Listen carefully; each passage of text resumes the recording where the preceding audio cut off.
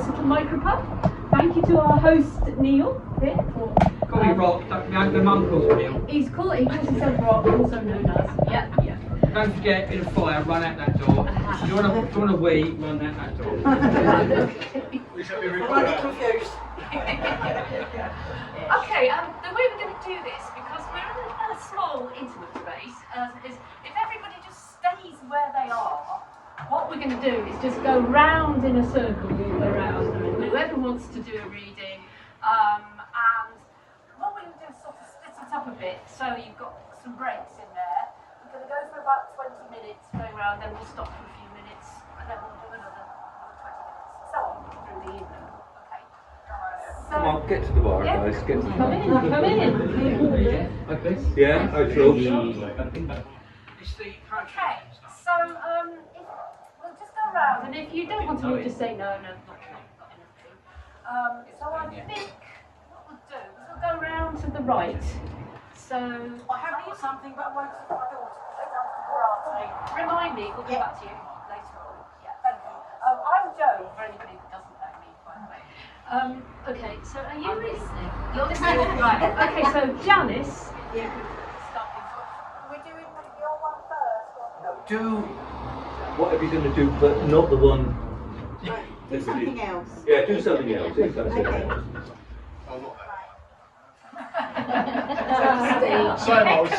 So stirring.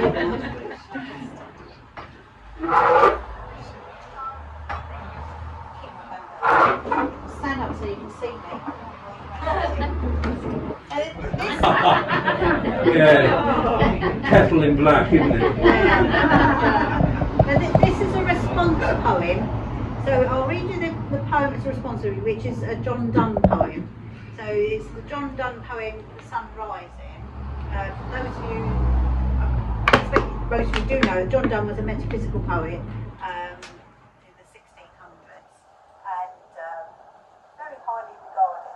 So the answer, and I'm going to answer him because I'm that clever. The Sun Rising. Busy old fool, unruly sun, why dost thou thus through windows and through curtains call on us? Must to thy motions lovers' seasons run? Saucy pedantic wretch, go chide. Late summer boys and sour apprentices, go tell cool huntsmen that the king will ride. Cool country ants to harvest offices. Love all alike, no season knows no clime, nor hours, days, months, which are the ranks of time. This is my response. Don't call the sun an unwoven fool. It has its daily work to do. Without its yellow, the sky would not be blue. The inquiring students would miss their school. There's more to life than just stay in a bed. You fart and snore just like a pig. Another hour is what I dread. I want to be up to wash the sheets and kick you out upon the streets. John Donne says, thy beam so reverent and strong, why shouldst thou think I could eclipse and cloud them with a wink, but that I would not lose the sight so long? If her eyes have not blinded thine, look, and tomorrow late tell me, whether both the Indias of spice and mine, beware thou lest them, or tie here and me, ask for those kings whom thou hast saw yesterday, and thou shalt hear, or hear in one bed lay. Closing your eyes will not stop the beams. The daylight colours your lids too bright. You know it is no longer the night. Your imaginings have replaced your dreams. You cannot wish away the day. To keep me here against my will, I must be up and doing. I can't lay. The crumbs in the bed give me no thrill. There are no kings in this bedroom. Just you and me in this grey gloom. She's all she states and all the prince's eye. Nothing else is. Princes do but pray us compared to this. All honours mimic, all wealth alchemy. Thou, son, art half as happy as we, in that the world contracted thus. Thine age asks ease, and since thy duty be to warm the world, that done is warming us, shine here to us, and thou art elsewhere. This bed is thy centre, these walls thy spear. Enough of your metaphysical rhetoric. Your cleverness confuses this simple wife. Your laziness just causes me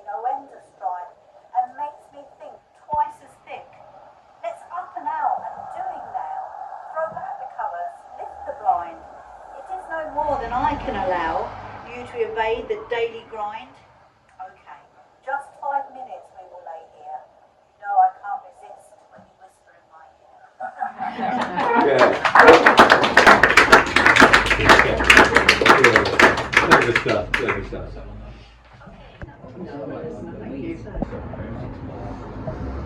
Thank you very much indeed. Thanks very much. Any poppy? I guess you're poppy because you're wearing your Hi guys. That's interesting, kids.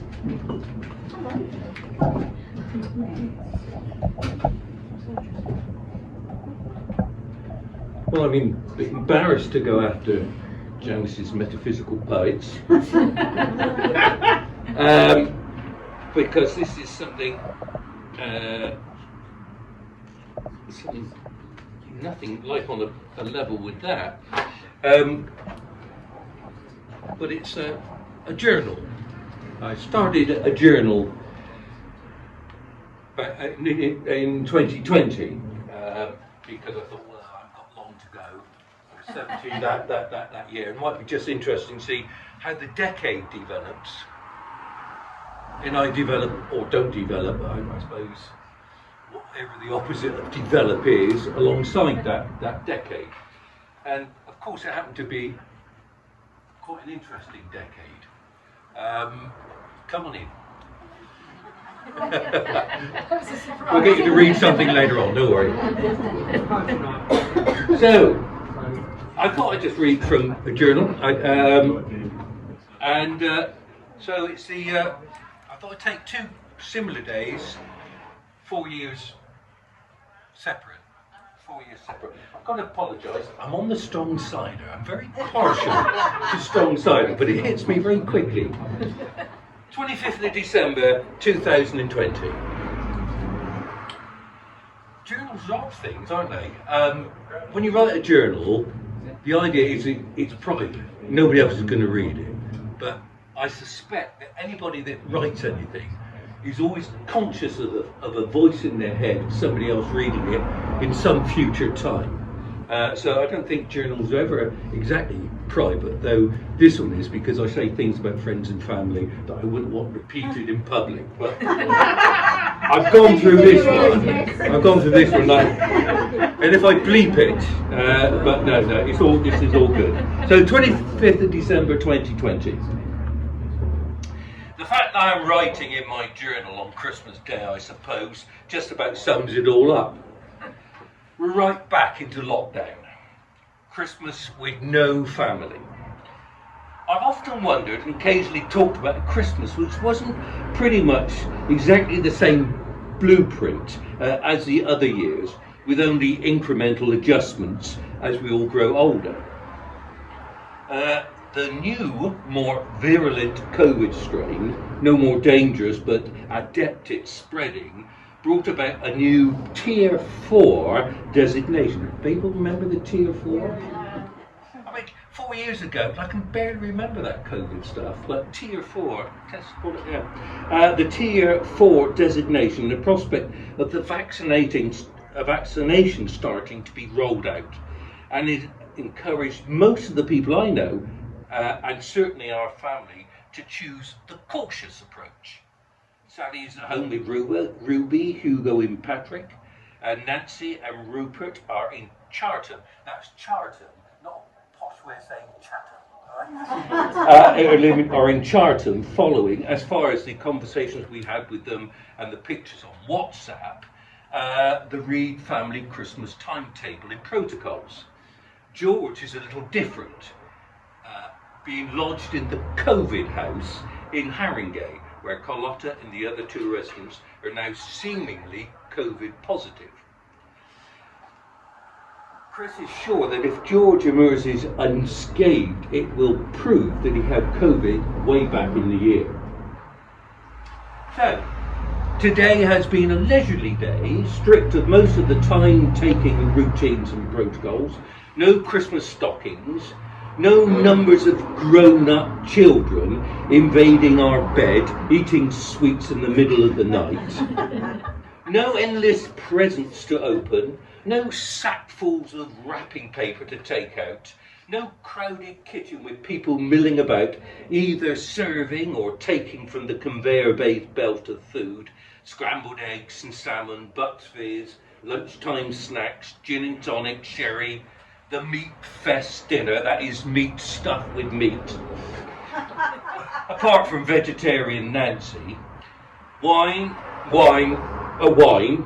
pudding import. No arguing about the piles of washing up needing attention. No noise, no strops. Instead, pretty much a steady Sunday with walks, reading, and roast chicken for two. It's okay. I miss the family, I really do. But there is a payoff. But the guilt, and that's G-I-L-T, not the other sort of guilt, but the guilt is rubbing off. Looking forward to rejoining the hurly-burly soon. It's not optimistic, no. December 2020.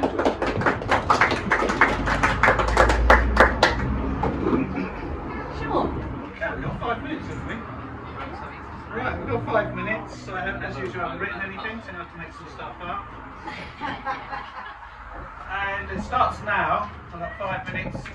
And when I get halfway through this 5 minutes, I'm going to perform a poem called Halfway. So remind me to do that. So I've got to kill some time for 2.5 minutes. Now, Jeff told this story about the 25th of December 2020. I'll tell you mine. Living all alone in James Street, feeling sorry for myself, I did what anyone else would do. I sat on the beach, opened a can of beans, ate it and photographed myself and put it on Facebook so I could get maximum international sympathy. And it worked. A friend sent over her husband to give me a dinner, not knowing that another friend had already given me one as well. So I had 2 Christmas dinners and a tin of baked beans. And that was Christmas Day 2020. I had no family, I had no friends. It was marvellous.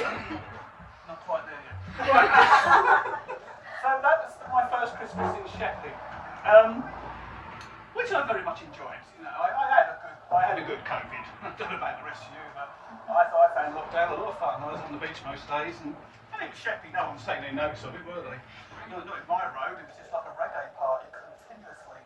When I eventually cycled off the island to Sittingbourne and saw there was nothing there, I thought I got into an episode of Doctor Who, where everybody had been like people scarping or scared. So yeah, I'm glad I moved here back here. Oh, halfway through. The poem starts. There is a poem about halfway that I haven't written yet. I never will, because I'm making up as I go along. Halfway. A village, a town, I don't know. What is halfway? Somewhere in Sheerness? No, it's not. It's halfway to Sheerness, halfway to Minster, halfway to Queenborough, nowhere near Laysdown. What is halfway? Halfway Chinese, the best name for a Chinese restaurant ever. Halfway Micropub, a dedicated palace to the art of double glazing. What an ugly looking place. Not bad, because it's alright, but it's halfway to here, so it's too far to go. Halfway, am I halfway through this poem yet? That would be 3/4 of the way through the 5 minutes. I don't know, I can't do my maths. Halfway, it's a long walk. Has anyone been to the place where you get the Turkish food? Is it any good? Yeah. See, that's a useful poem. I get some information back that I can tell. You know. So yeah, I'm never going to write down this poem called Halfway, but I love it. And I always remember the first time I went to Halfway, because I cycled to Sheerness from Strood in 1978 when I was 13, and we saw the sign saying halfway, and I thought, no, it's not.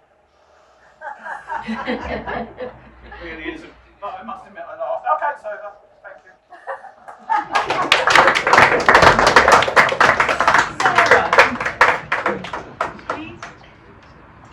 I like to write a halfway poem.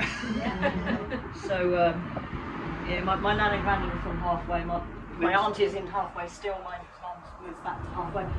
But as a child, coming here, and we didn't live on the island, so coming here was like halfway. So there was something about that name. I love that man. But this poem is my only one that I've got, that I'll read here about Sheerness. On sea. The station announcing itself on sea, there's a setup from the start. A timetabled edge. The soft expectation of breeze. When a town calls with a "We are here on sea," there's a frisson of end and begin, shells held to the ear. The rough chatter of old pebbles scuttling, sea grapes popped in the sun. When crossings are crossed, it's a sea that claims the first note. On sea sheer nets in the order of nine. Lines behind channels and shoal, and in the winding of times the sea's isle edges marking out the steps. An ozone wash of stroll and border and lull, and this town a strip of start and bend and wordless stones that shift in the tread, and shells to drop, and here again the furl, unfurl of soul.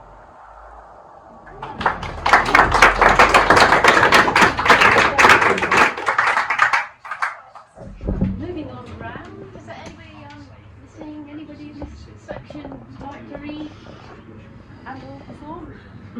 Right. I'm going to speak one of mine, and I'm also, because Linda, that I normally co-run this with, couldn't be here this month. She sent me some poems, so I'm going to do one of mine, and then I'm going to do something in the first afterwards. Indulge me. So, this is a short one of mine. I wanted to have a go at writing something called a villanelle. And a villanelle is a particular structure of poem. And it's kind of got very much repetitive lines in it. So you'll hear, as it goes through, how the lines, certain lines, certain verses repeat. And I love the way it kind of weaves itself together like a necklace. So because it's a seaside festival, this is called Sea Reverie. Listen, while I spin my reverie, fall and rise to the plucking of the moon. I shepherd all the world's waves quietly. Sleek starlings wind in lines beneath my spray. Feel my wide heart murmurations. Listen while I spin my reverie. Hear high-boned notes, an icy scream, the gull's spindrift against the tacking sand. I shepherd all the world's waves quietly. Taste salt on your tongue, tingling. Sense the swimmer's rhythm resting on. Listen while I spin my reverie. Through eons, almost to eternity, earth, sky, and I will walk and weft as one, and shepherd all the world's waves quietly. So, reader, what is your reply to me? What care do you confer upon our realm? We shepherd all the world's waves quietly. Listen while I spin our reverie.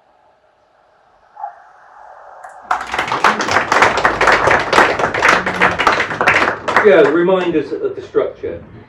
Well, the structure is 3-line verses, and there is the first line, and that is repeated as the last line of the second verse, and then that alternates, and then comes the fourth verse, and so on. And then you have the last line of the first verse, and that repeats, it jumps a verse all the way through. So first and last line jump verses all the way through the second line. And that was fashioning, I think, to that. Yeah. Either or. Just so Dylan Thomas Do Not Go Gently, that's probably the most famous example Yeah, of a but it's villanelle. been around for Yeah. Phil. But that's probably the example that people know. Even if they don't know it's a villanelle, they might know that poem. And it's jolly hard to do, so It's really, It is very really hard to interesting do, to write, you know, because it's repetitive, the line repeats, it sort of changes the meaning each time, and what you're trying to do is change the meaning and look at it differently each time. And you're only allowed to do rhymes throughout the whole of it. Yeah, the rhymes, the second line rhymes to each line.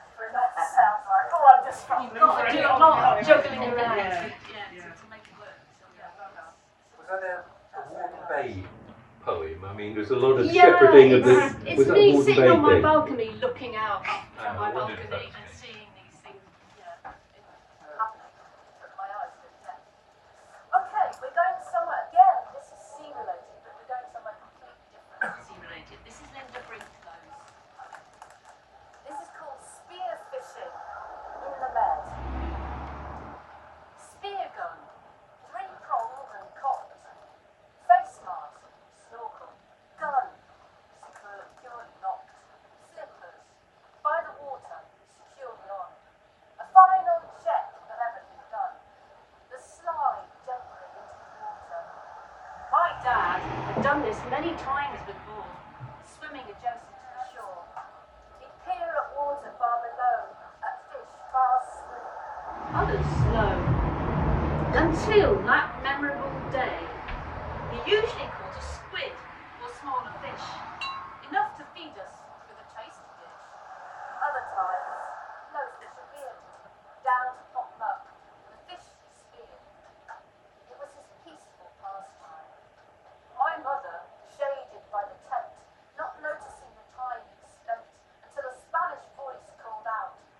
He wondered what it was about until she looked up. My dad, a good few yards out to sea, was thrashing and bobbing desperately. He moved to left and then to right, seemingly in some kind of fight. He could only guess with what. Gradually, he neared the shore, exhausted. Men swam to the rescue to get him rested. They towed him in and helped him out, discovering then what the fight was all about. A giant groper. Staggering out onto the beach, the vantage point he aimed to reach. With help, he held the fish on high. Cameras grabbed, the moment folk must try to catch the occasion. Far too big for one family to take. Share it out and celebrate. But how to cook it? How to eat? This daunting task, not such a treat. Tasted horrible.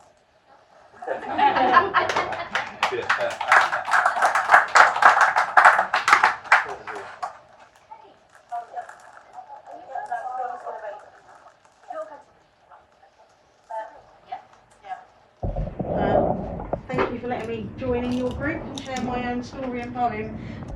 Millions of pounds worth of paintings came to Beach Street. Unfortunately, we had an internationally known artist accompanying these paintings. So I'm going to pass over to Nicole, our international artist, who's going to explain a little bit about the National Gallery project. Yes, so quite a few people who are here were actually present, but for those who didn't know, it was called the Art Road Trip, and it is actually still active. It's going around the whole of the UK, and it's because the National Gallery had a bicentenary, I can't remember which one.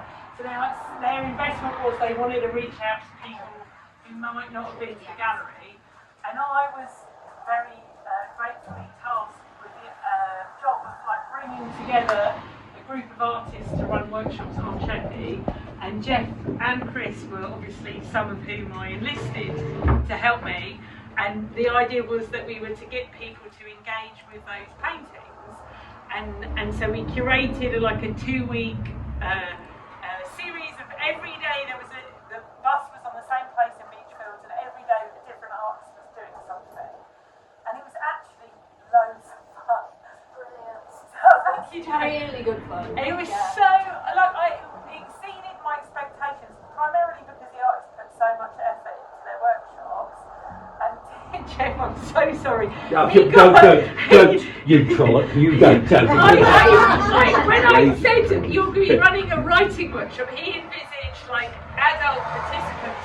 Then, unfortunately for him, I did have So, to. Nicole says, do you want to work with a couple of very articulate writers and help them? We talk about similes, metaphors. Perhaps we'll throw in a bit of pathetic fallacy just to liven up the mix. And I said, oh, that's a good workshop. That's great. And then a little later on, she says, "Oh, you've got a 76-year-old joining you." Oh, was that? That's all right. I'm in my 70s myself. That's all right. No, she said, you misheard. You've got 76-year-olds joining you. Not my fault, not my fault. I hold Nicole entirely to blame for this. Entirely to blame. So I had some very, very talented writers turning up. Yes, you did expecting as well, a very serious writers' workshop in the blazing sunshine in Beachfields. And 76-year-olds running around like 6-year-olds do. But fortunately, we had, first of all, those tremendous pictures from the National Gallery, and they're, if I say they're life size, you know, they are the size of the actual pictures, and some of them are blinking huge. In fact, Chris is now going to come around, because I think, and I'm going to blow my own trumpet here. I've got very few things to blow my own trumpet about, but because we in this workshop actually worked to the brief of working from the actual pictures. The inspiration were the pictures. Some other folks did different things, but we won't talk about that. But 3 pictures in particular, we had hundreds of pictures there.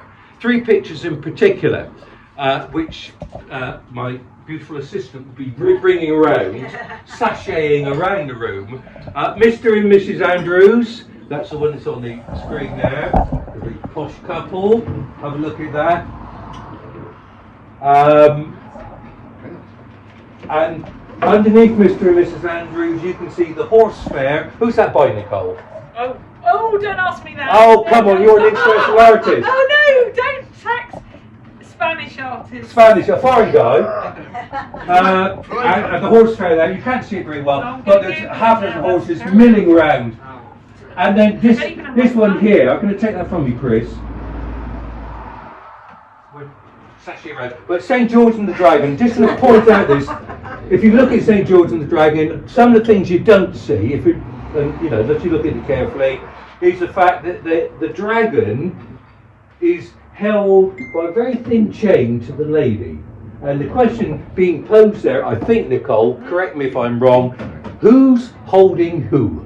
Correct. Who's holding who here? So you've got Mr. and Mrs. Andrews. This is a modern adaptation with the doggy bag hung to the tree, sort of thing that amuses Christine immensely. But you've got Mr. and Mrs. Andrews, you've got St. George and the Dragon, St. George, there's the horse, there's the dragon, and there's the lady, apparently in distress, who knows. And then you've got the horse fair, with it's a really visceral painting there. If you get there, and you can smell the horses, can't you? It really is a big painting, you know, and the horses gallop at you, and the paintings are just terrific. And we worked to the paintings, well, these guys did, because fortunately for them, I was sidetracked by these 76-year-olds, and they basically got on with it. So I'm going to share some of the things that came up, because their brief was, I want you to merge 2 or more of those paintings into one piece of writing. Okay, that was kind of the brief, wasn't it? Correct me if I'm wrong. No. Janice, please. Janice. Right, Mr. and Mrs. Adams. Mr. and Mrs. Adams were more than surprised when the dragon suddenly lumbered into their painting.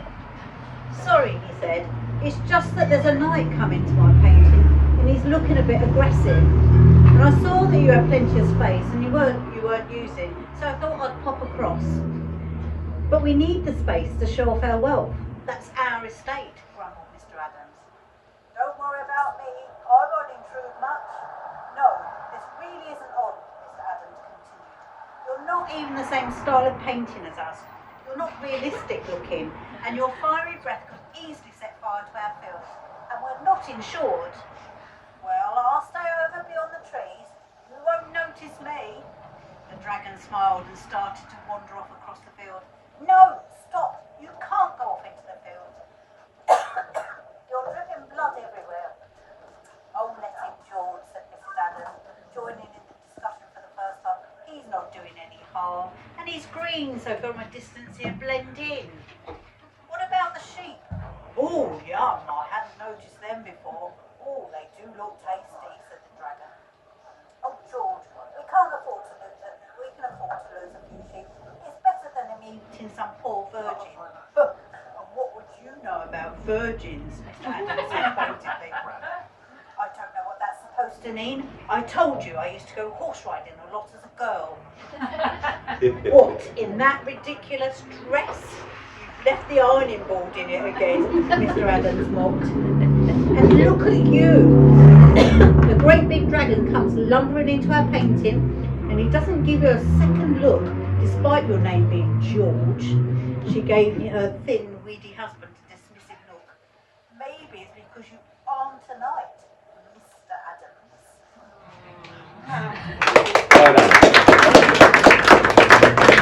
Well, that was certainly responding to at least two of the paintings there. Thanks very, very much for that. Now, Jeremy, you took the horse fair. That came into yours rather more. Yeah. Yeah, my inspiration was the horse fair, but it was also the fact that the head of English, as was also doing a lot of drama with these children, and one of the briefs they had to do was pretend that you've got a dragon on the end of a lead and you're taking it for a walk.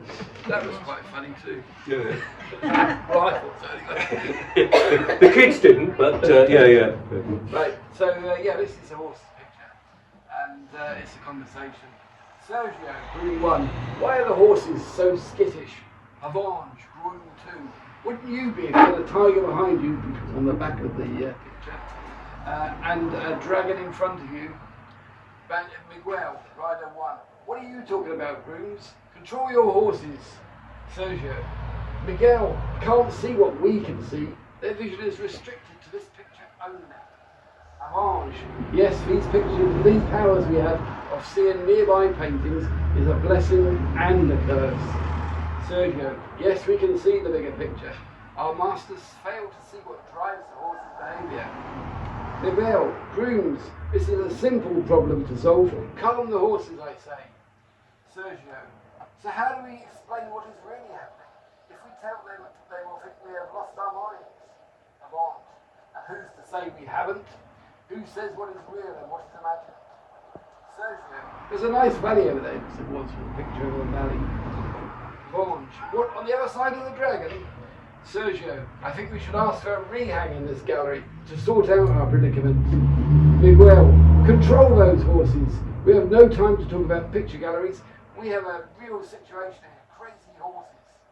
Avange, you wouldn't understand if we told you what we can see. Miguel, try us.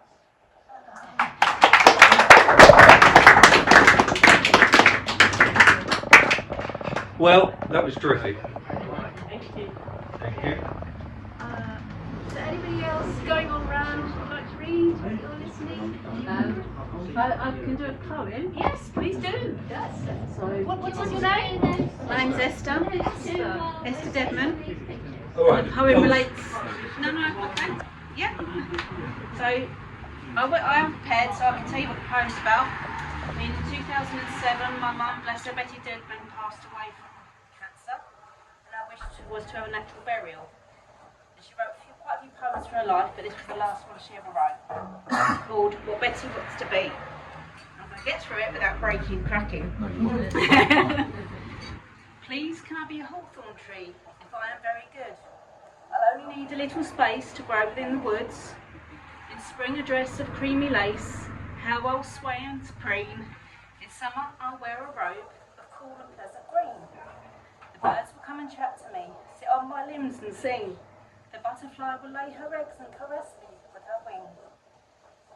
My autumn leaves of gold and my autumn leaves of gold and bronze will slowly turn to brown, and when the north wind starts to blow, will gently tumble down. On my lush red winter berries will feed the creatures of the wood. Please, can I be a hawthorn tree? I am very good. My mum's now buried at Dearden Bury Ground with my dad beside her, and a hawthorn tree grows between them.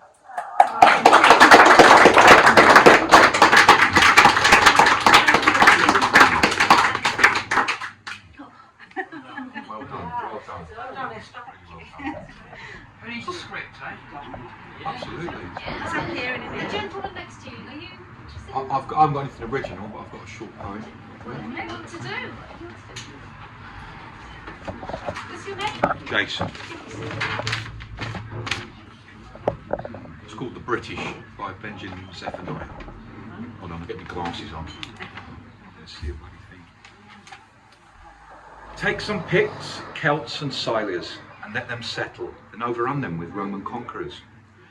Remove the Romans after approximately 400 years. Add lots of Norman French to some, Angles, Saxons, Jutes and Vikings, then stir vigorously.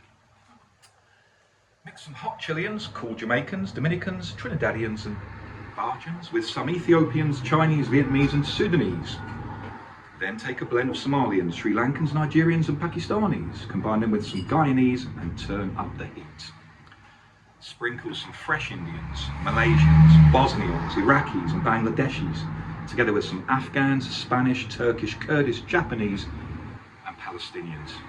Then add to the melting pot. Leave the ingredients to simmer. As they mix and blend, allow their languages to flourish, binding them together with English. Allow time to cool. Add some unity, understanding and respect for the future. Serve with justice and enjoy. Note, all ingredients are equally important. Treating one ingredient better than another will leave a bitter, unpleasant taste. Warning, an unequal spread of justice will damage the people and cause pain. Give justice and equality to all.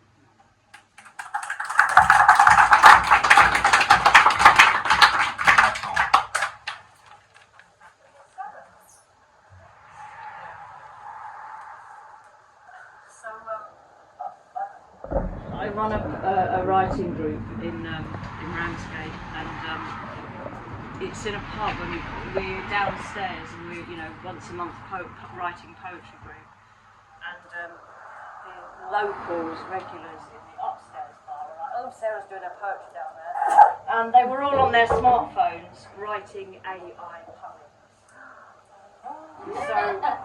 So that was the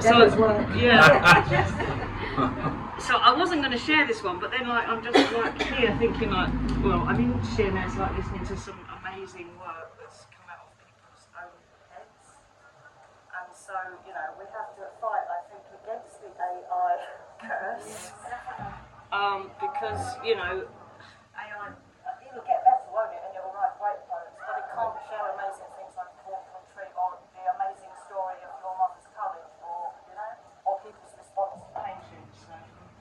So here's a plea for creativity, and let's fight the AI. AI blues.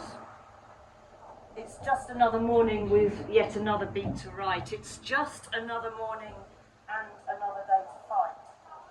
An ordinary morning with a will to spill the words. Another ordinary morning to curse the AI verse. The blues harp shrills a wail and lament. The honky-tonk, its minor keys, old riffs and Matt Handler spent. For it's a girding day to connect the chords, to shape and dig the human will and the joy of words well meant. It's a lonesome afternoon with another beat to bind, just a bluesy afternoon with more reasons still to mind. The flash in the pan of the perfect scan and the trap of the AI's roll. Swarm a deep fake afternoon, sound bites without soul. The old slide guitar slips a grimace lament. The bass a pluck of minor strings and the seventh a prayer's intent. On a bracing day to gather the notes, let's celebrate the human will. Tune up the living way. For it's just another evening with some magic words to etch. Just another evening with other truths to fetch. On this ordinary evening lies the will to mine the words. Just another hexing evening to jam the AI curse. The harmonica warms. The spells start to dance. Trumpets collect new licks. A tone of jinx to beat this scourge and key this gifting day. Resist the algorithmic snare. Honour the hallow of hand and ink, and a poet's hoard to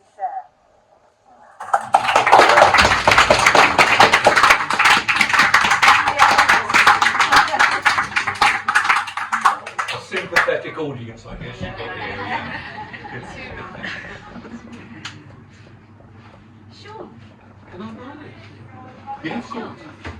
Before I go into this poetry lark, in which I always cheat and don't actually do a poem, I was always actually on the arts lecture circuit, where you go into a pub and you lecture on art. It's a very popular circuit, much more popular than poetry.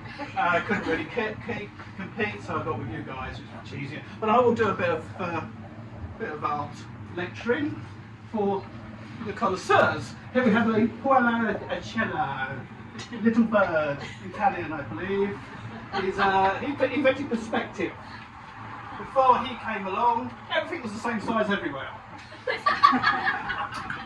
But he said, no, that's silly, things in the distance must get smaller, then we know where the hell we are, and we're very grateful. But yeah, he is a great inventor of perspective, and you see paintings before that, everything was big all over the place, actually, based on how important you are. Things were huge. So very useful. Now what you need to understand is where poetry and art lectures meet is the famous use of rhyme in remembering things about artists. So all you need to know about Puello Uccello, a very clever fellow. Now you know. You'll forever know about Puello Uccello, a very clever fellow. This is carnival, Vincent van Gogh, cut his ear off. Now you know, that's all you need to know about Vincent van Gogh, cut his ear off. I've got to do one about me being a famous artist one day, losing my finger, but I haven't worked out the rhyme. I have got a bit of a finger missing. That's just an angle, so I become famous. That's the only reason I did it. And I'm very bad at gardening. But nevertheless. Now this one, I believe are actually Mr. and Mrs. Andrews, not Mr. and Mrs. Adams, sorry, but little Andrews, yes. And that's for the famous poem, Mrs. Andrews had lovely shoes. You see, that's true. Was it Gainsborough who painted this one? Yeah. Yeah, Gainsborough painted it, hated them, hated their guts. Unfinished painting, check it out. That's why she's got a grumpy face, and that's why it's famous, because it's so brilliant. He hated the guts, wouldn't finish it, and put a miserable fizzle. What a great painting! What a great painting, and that's, you've got to have an angle. You've got to have an angle in life. So yeah. So now there's another artist that you can do from the rhyme, which is Albert Dürer was a very good drawer. It's true though, he was. Yeah, and, It's just a very bad rhyme, that's not good. I said I'm not very good at poetry, or and name an artist, give me a rhyme.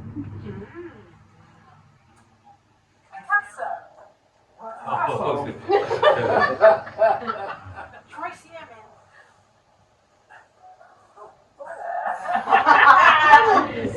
Something about lemons. Something about beds.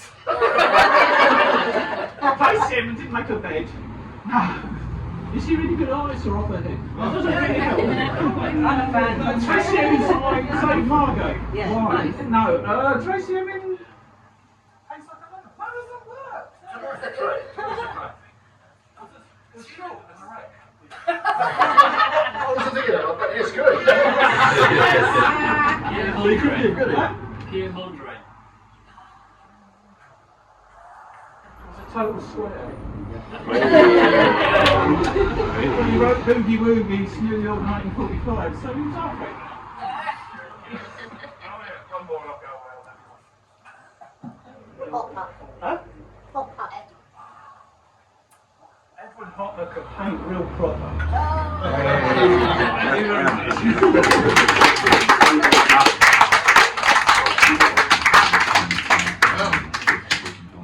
Okay, Jeff. Yeah. So on that writing workshop down in Bigsfield with the boiling sun overhead, and we were in the shade. Towards the end of the evening, when I was thinking, oh well, I can go home now, we had some droppings, and that was great. And we had a mum and her daughter come in and said, you know, could we take part? And of course. So I thought, I've got their permission to do this as well, by the way. And I thought, yeah, of course, that'd be lovely. And this is their tour. This is the chart. is from Ella, 9 years old, because kids like to tell you exactly how old they are. Adults seem to lose that desire. Ella, 9 years old, and it's 2024, because I was old. Well, so we talked about the Jolton Dragon, and looked at that, and we talked about diary formats, and that's what she picked up. So, dear diary. Today, of course, being a child, it comes at things from different angles, and there's some word coinage in this, which is a polite way of saying make at least I think it is. It might be your handwriting, or it might be my eyesight, but I think it's So, dear diary. Today I was taking Africa to the forest again, but then I saw a horse. Not a normal one, a war horse. I saw Guffy, my secondary school bully, but before I could open my eyes, he was, I've got to be careful here, go fooking my little son. I started to explain he's not dangerous, but he ignored me and started teasing him. I started to feel dread. He started to fall asleep. I shouted, "Wake up! Heal my horse!"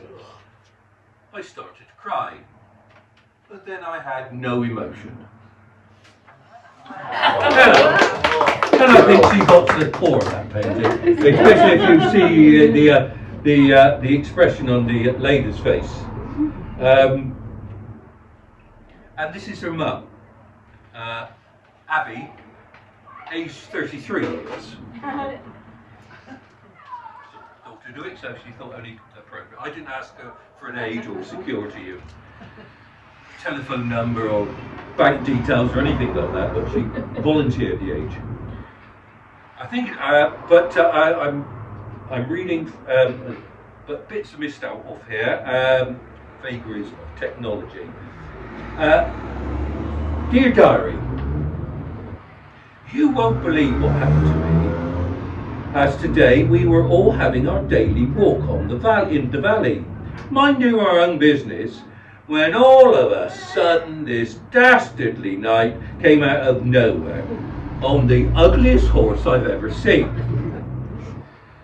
He even had a word. He stabbed my poor pet dragon in the eye with a great big spear. I never heard her make such a cry, and there was blood everywhere. I do hope poor Pussy will still be able to fly straight. Lovely name for a dragon, I think. Will be able to fly straight with just one eye, but I think we'll just have to wait and see. Lovely bubbling joy.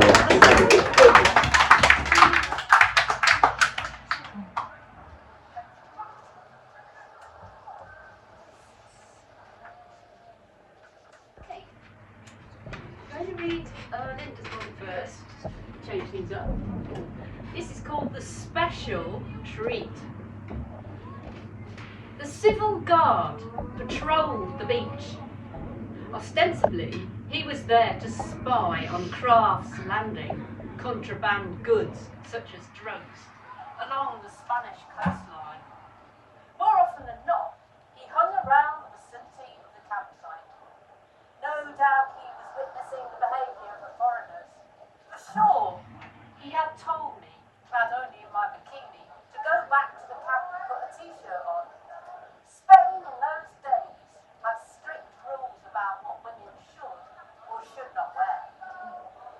For days I wandered along the shoreline, diligently searching shells of various sizes and colours. The recent home of a hermit crab, or shells broken in two by the constant pummeling of the waves. Whelks, cockles, mussels, limpets. Some fan-shaped shells and others like tiny snails. The empty shell of a spider crab, or indeed a whole crab, dislodges by the fierce wave and drowned. There were seaweeds of different colours and shapes, bladderwrack, which when dried out we like to pop in tiny black balloon-shaped sacs. The greatest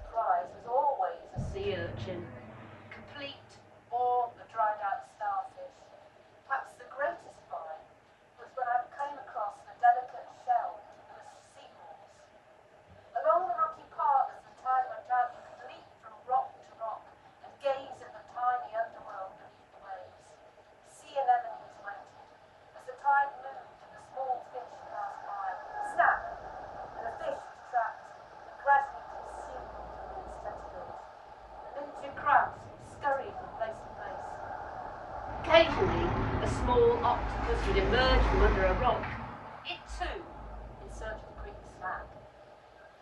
Usually, I was accompanied on these expeditions by the camp dog, Nero. He was my guard and had made me return to the camp on a number of occasions by simply running at me and jumping. This German shepherd was my height when on two legs. He would nearly push me over.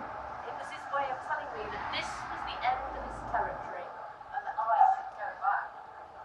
On this occasion, I was joined In my hunt by a local Spanish boy. He worked alongside me for a while and asked if I would like to see something magical. following him along the beach and outside of our normal territory. We went on. I told him several times We should go back, but he insisted. it was just around the corner. The headland reached, we turned inland and came upon a freshwater stream. Excitedly, he began leaping from rock to rock, overturning as he went. Nida, Nida, he cried. Told Tayudas. And sure enough, tiny little turtles were there. Hiding under the rocks. A very special find indeed.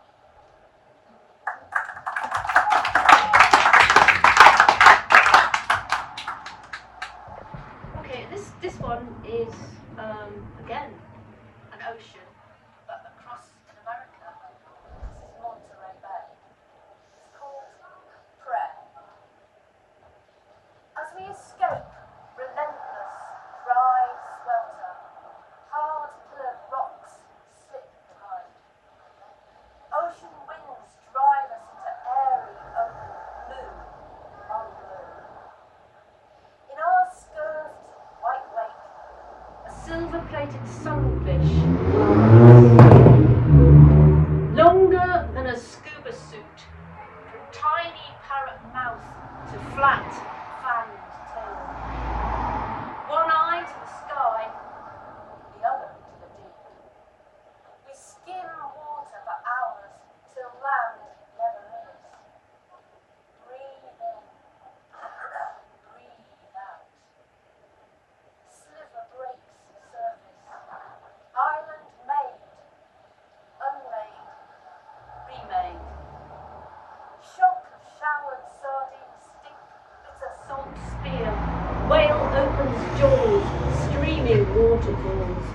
The filtering maw closes, palms meeting in supplication. Her whole heft reaches, twists aside, slaps back all mighty wave welter, birds squabble, scraps churning, dolphins die, grabbing a flailing feast. Slips under, no longer is. Would once have been mere blubber, gouged, pulled out, red shot ribbons, processed to near extinction. Later, at the Canning Company Cafe, under a bright orange shade, we are celebrants.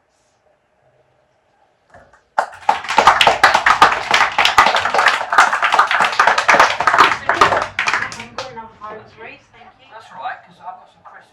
I feel like I'm not a good host, so I've got some crisps. Now, has anybody ever written a poem about Tupperware? No, but someone will now. Someone definitely. Sure. I'll leave these crisps here. Careful Tupperware. 1970s, 80s Tupperware. Have a few crisps. Especially when it's over there, I do not care for Tupperware. Let's stop for a few minutes again. While I have some crisps. So never seen Tupperware. Don't guilty liars or being hated and don't give way to hating, and yet don't look too good nor talk too wise. If you can dream and not make dreams your master, if you can think and not make false your aims, if you can meet with triumph and disaster and treat these two impostors just the same, if you can bear to hear the truth you are spoken, twisted by caves and made a trap for fools, or watch the fools you gave your life to broken and still build them up without tools. If If you can make one heap of all your winnings and risk it on one turn of a picky toss, and lose and start again at the beginning, and never breathe a word about your loss. If you can force your heart and nerve and sinew to serve the turn long after they are gone. So hold on to where there is nothing in you, except the will which says to them, hold on. If you can talk with crowds and keep your fur true, or walk with kings and not lose your common touch, if neither foes nor loving friends can hurt you, if men count with you, but none too much, and if you can fill the unforgiving minute with 60 seconds worth of distant love, your is the earth and everything that is in it, which is more than you'll be a man, my son. Right,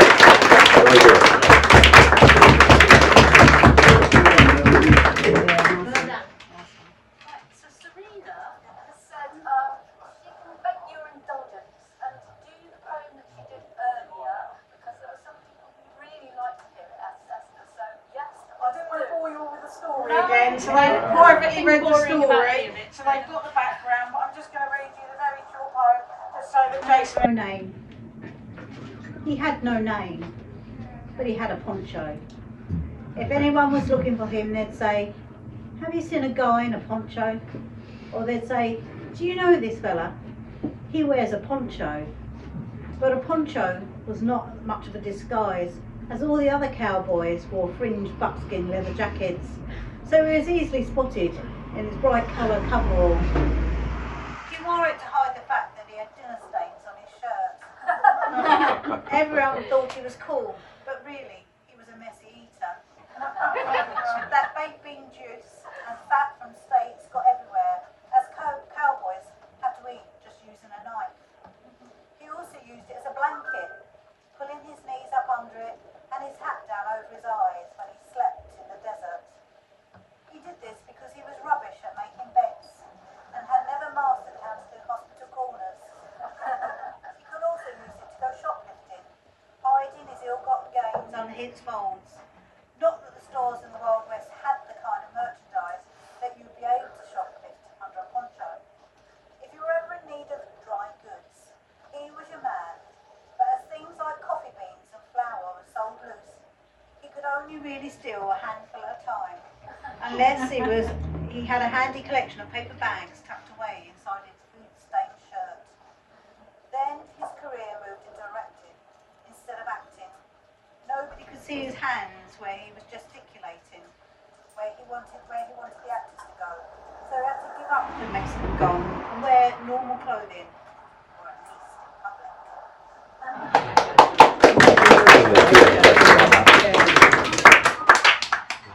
Jeremy, do you have something?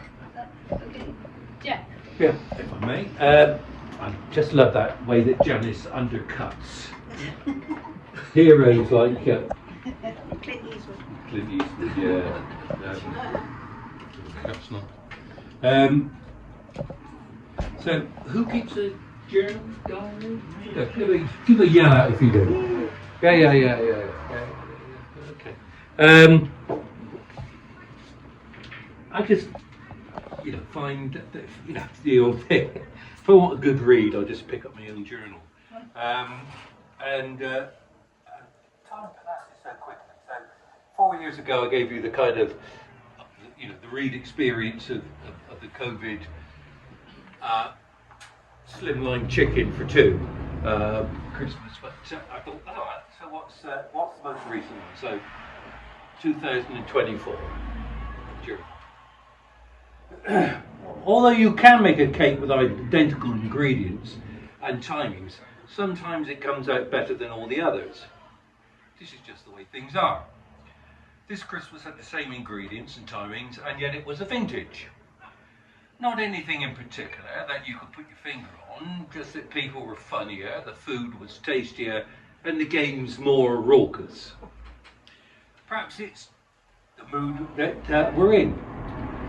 Some of the standout movements include Midnight Mass in Queenborough. Now, we hadn't been asked, as we have in previous years, to play our rendition of banjoing and accordion in the church in Sheerness. Have you ever experienced that?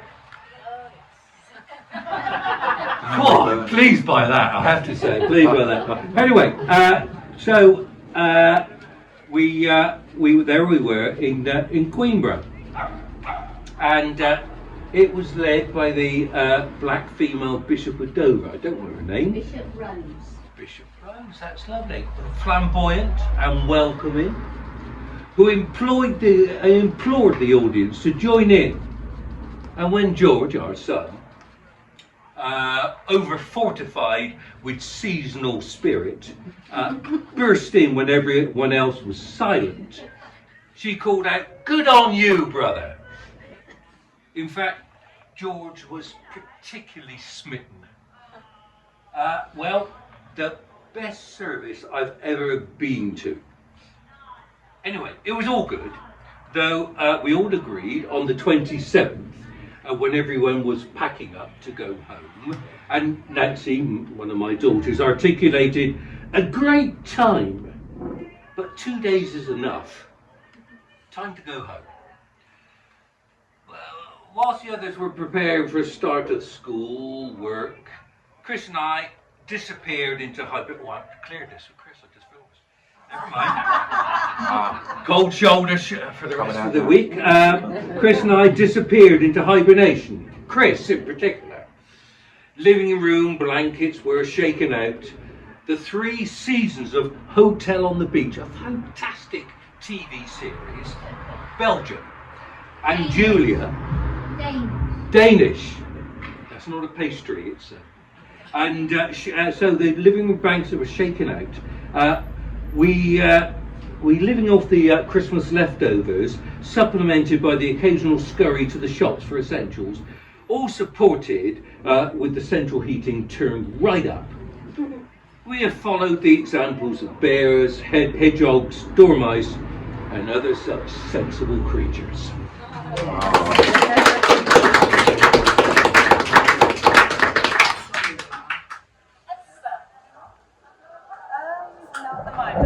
I've got one in brewing. There's holes in the sky where the rain comes in. Very, very small. That's why rain is thin.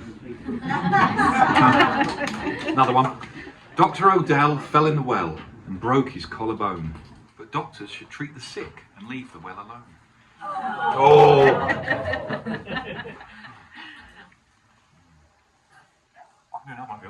Okay. A bit longer. On the ning nang nong where the cows go bong and the monkeys all say boo, there's a nong nang ning where the trees go ping and the teapots jibber jabber joo. On the nong ning nang where the mice go clang and you just can't catch them when they do. So it's ning nang nong, cows go bong, nong nang ning, trees go ping, nong ning nang, mice go clang. What a noisy place to belong. It's the ning nang nong.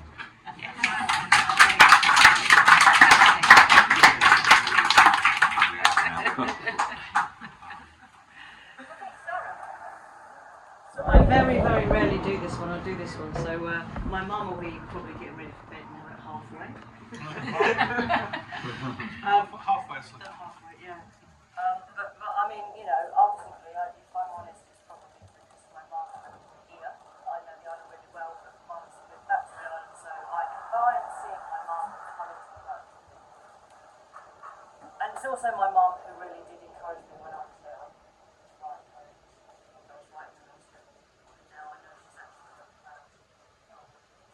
So, carnation,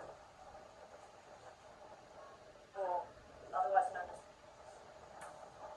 I loved Mum's pinking shears, watching them slice zigzag edges on old Christmas cards, their sawtoothed edge chuckling their way through those homemade days of childhood, the triangle cuts, like the taste of the Toblerone my sister used to buy.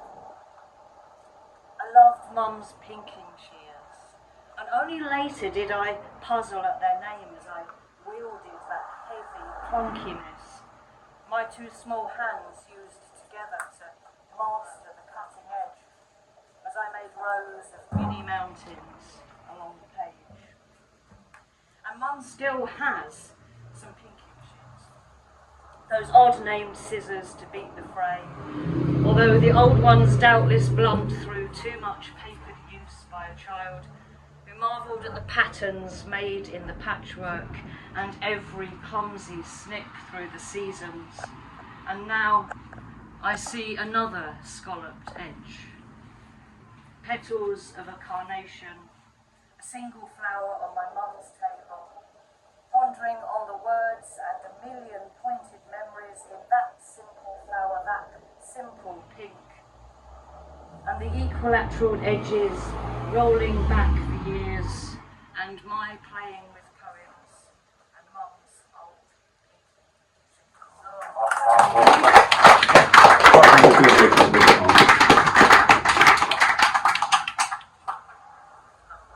Alright, mate, I can't improvise another, so I have to tell a story I've told before. You'll have to have a repeat. It's a COVID story, something that happened to me. You know, like you're writing stuff. During COVID, I moved here in March the 6th, and then COVID kicked in a couple of weeks later, so I hardly knew the place, stuck in the house, moved in, taken all the stuff apart, you know, and realised one of my records was missing in my record collection, which was Nighthawks at the Diner by Tom Waits, brilliant album, really missing it. Oh, there's a masterpiece album, it's a masterpiece. Can't go to the shops, how do I get a copy? So I'll go on, I've never really used internet before, and I send off masterpiece album by Nighthawks at the Diner by Tom Waits, please send me that. £17.50, that's not address. It's all right for vinyl, it's £17. A couple of days later, up in the door, massive great painting. It's delivered. Open up, it's Edward Hopper's Nighthawks. A masterpiece. 1942. What did it sound like? I have sent for Edward. I do not want Edward Hopper's masterpiece Nighthawks. I want Nighthawks at the Diner. A masterpiece album 1973 by Tom Waits. It's £17.50. This one is £175 million. That's a bargain, I agree. That is a very good price. Probably the second most famous painting in history. But you do understand, I'm now almost skinned.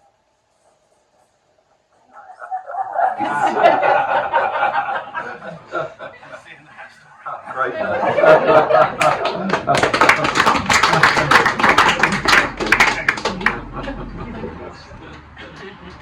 Moving on round. Trying to see these. Loaded. How big?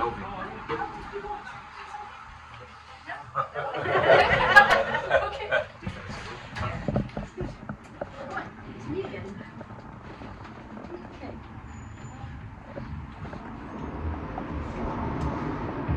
This one is This is called Brits Abroad.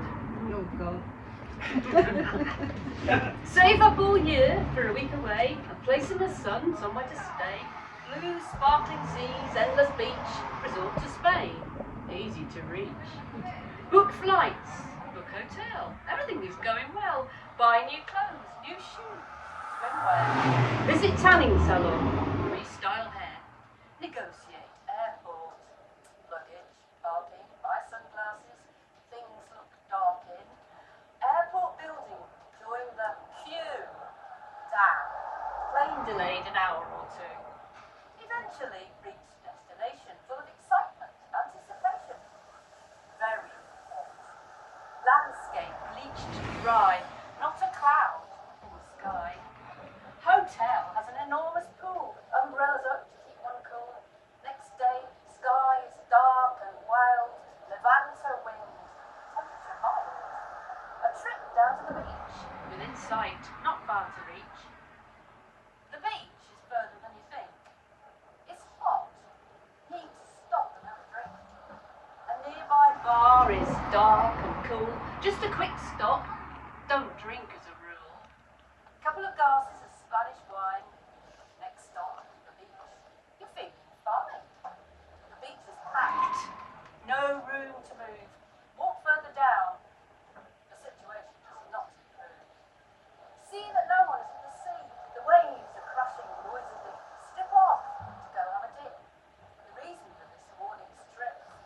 Approaching the water's edge, you see a swarm of jellyfish barring everybody. Portuguese men of war, surfing rollers along the shore.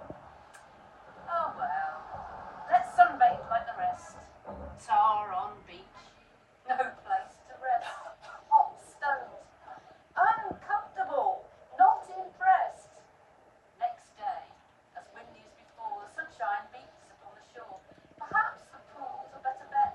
A lovely Suntan you might get. The pool was packed and noisy too. Rowdy kids keep bothering you. Even so, you stick it out. Getting a suntan is what it's about. Next day, arms and legs are red. Hardly slept upon the bed. Up all night, could not rest. Cold shower, slap on cream. Remain undressed. Keep in the shade, out the sun. Feeling ill, this is not fun. Mosquito bites, like big volcanoes. The skin is peeling on your nose. Spending time around the bar, your precious savings don't go far. The cost of eating out each day, Or round the hotel, you're forced to stay. Without a car. Day 4 arrives, you get up late, you're told you must evacuate. The hills behind, set on fire. helicopters douse flames on landscape drier than it has been in the past. Global warming, set to last. Grab belongings, Coach to packing, not knowing if you will be back in your hotel. Global warming, tinder dry, careless smokers, reason why. whipping wind to fuel the furnace. Panic tourists leave the place. I seem to have lost this. Where's it gone?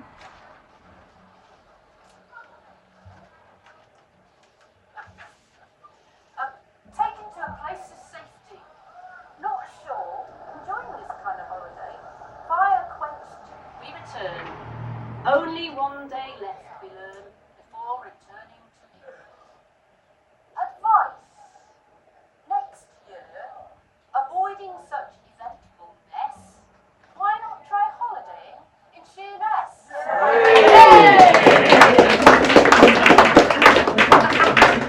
Oh, he's back. You found your poem? Yeah, go ahead. Yes. This is England from Richard II, William Shakespeare. Oh, pretty high ground now. Yes, it is highbrow. This royal throne of kings, this sceptred isles, this earth of majesty, the seat of Mars, the other Eden, demi-paradise. The fortress built by nature for herself, against the infection and the hand of war. This happy breed of men, this little world, a precious stone set in the silver sea, which serves it in the office of war, as the most defensive to a house, against the less happy around. This blessed flock, this blessed earth, this realm, this England, this nurse, this teeming womb of royal kings, feared by their breed and famous by their birth, renowned by their deeds, as far from home, for Christian service and through chivalry, and in the sceptre of stubborn Jersey, of this world ransom blessed Mary, sung this land of such dear soul, this dear, dear land, dear for the her reputation through the world, and in his out, I die pronouncing, like a tenement of pelting farm, inbound in the triumphant sea, where rocky shores beat back the endless siege of watery nature. Is thou bound in with shame, with inky blocks, and rotten parchment bonds, this that England that was not conquered others, shall make a shameful conquest of itself. Ah, what a scandalous fashion of my life. Happy then were my enduring death.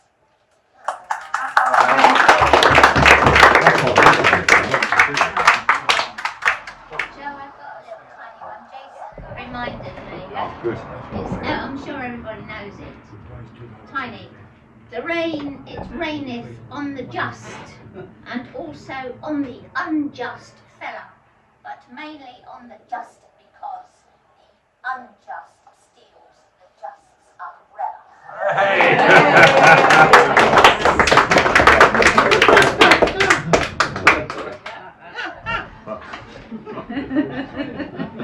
this is sort of sublime to the ridiculous, I think. This one is called bait digging brackets New Year's Day.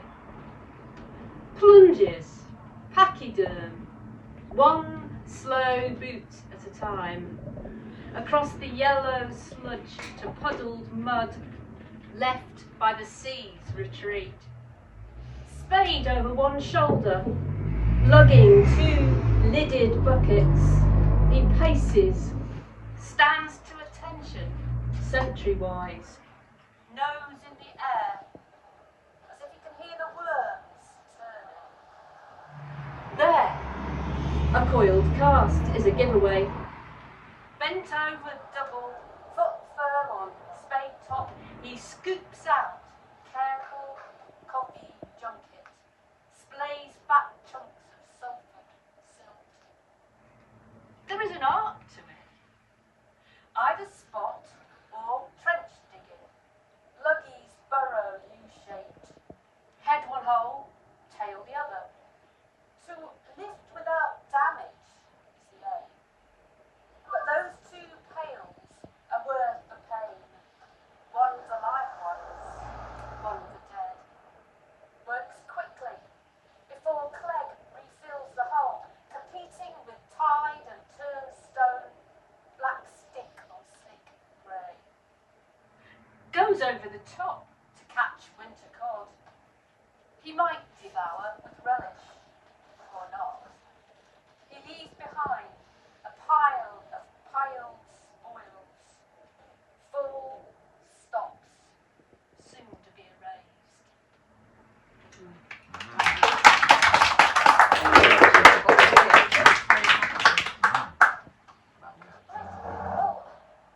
We've managed to go round a lot of times, which is excellent.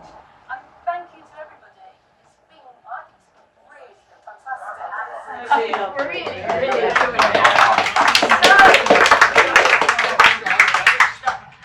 Oh, Phil, yes, go. Yeah, I mean, those of you who don't know me, my name's Phil Crowder and I'm chairman of the Shoeless Town team that has been organising the whole festival. I would just like to thank Jo and her team for putting on tonight's event as part of the festival. It's been fantastic and I hope you're doing it again next year. Yeah. And I'd also like to thank Rock for letting us use his micro pub. I got it right this time. He told me not to say it was a pub, but anyway, thank you for letting us use this as a venue. It's been fantastic. And I'd like to throw out a little challenge to all of those of you who write poems.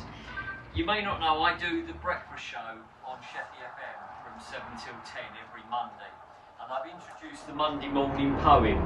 And I've been reading poems on the show at about 8:30, sometimes 9 o'clock, if you want to have a listen. But what I'm looking for is poems about the island.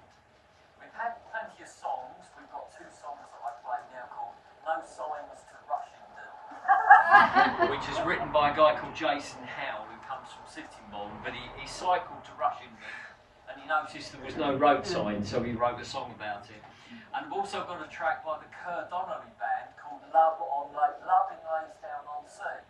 So it's nice to have music about the island, but I need some poems. So if anybody wants to write a poem about anywhere on the island, send it to me, care of the Media Centre at Radio Sheffield FM, Media Centre, Beachfields Park. Mark it for my attention, and I'll read your poems out on the Monday morning poetry slot on Sheffield FM. But anyway, thank you very much indeed for coming tonight, everyone. Enjoy the rest of the festival. Carnival Saturday. Finish the crisps. In the Tupperware. Don't nick my Tupperware. Antiques they are. And the crisps are the same age as the Tupperware. And Melvin's going to be barred off. I'm open for another hour, so please come and have a drink and have a chat among yourself. Use the space. Thanks for coming.